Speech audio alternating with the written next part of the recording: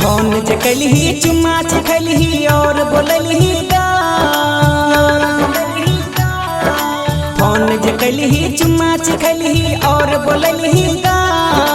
बाप तोहर देख ललको जखने भाई तोहर देख ललको जखने दलकै धुइन धान बोल भैया रामे राम राम हो भाई पुलिस बुलाई भेजलक रामपट्टी जेल में राम राम हो भाई पुलिस बुलाई भेजलक रामपट्टी जेल में।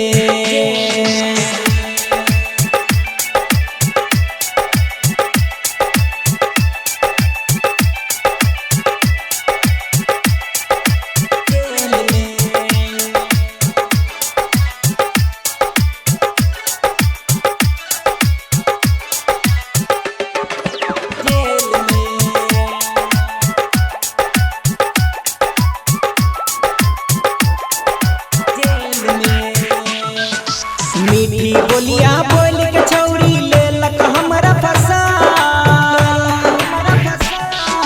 मीठी बोलिया बोल के छौरी लेलक हमरा फसा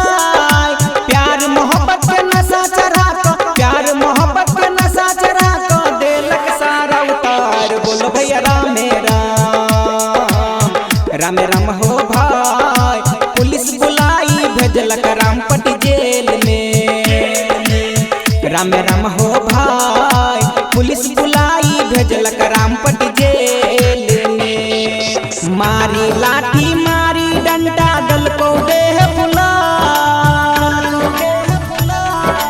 मारी लाठी मारी डंडा दलको देह फुलाई प्यार के चढ़ल पूरे पारा प्यार के चढ़ल पूरे पारा सारा दलको उतार बोल भैया राम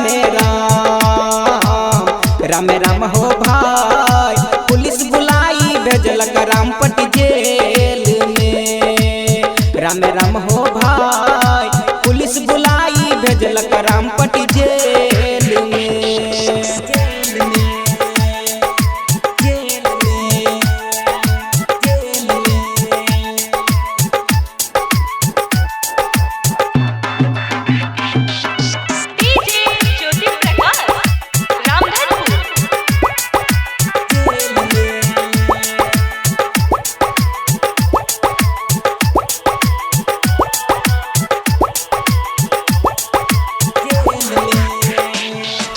संजय सिंगर मनोज सगरो कहै छै पुकार संजय सिंगर मनोज सगरो कहै छै पुकार कोनो छोड़ी के ने फेरा में परिहा कोनो छोड़ी के ने फेरा में परिहा दे तो इज्जत उतार बोल भैया राम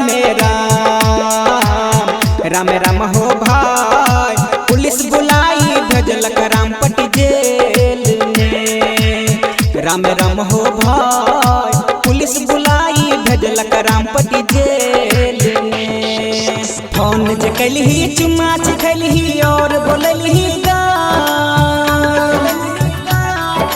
फोन चकलही चुम्मा चखलही और बोललही